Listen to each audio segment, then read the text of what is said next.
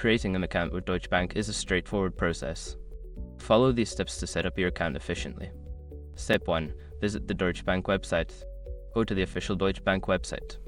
Look for the personal banking section where you can find options for opening a new account. Step 2. Choose the type of account.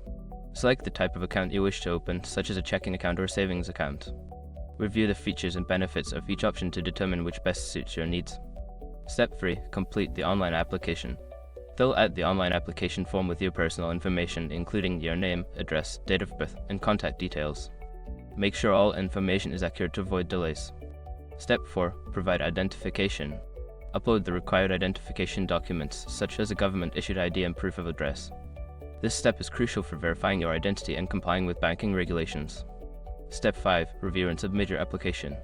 Carefully review all the information you have provided. Once you are sure everything is correct, submit your application. You will receive a confirmation email regarding the status of your application.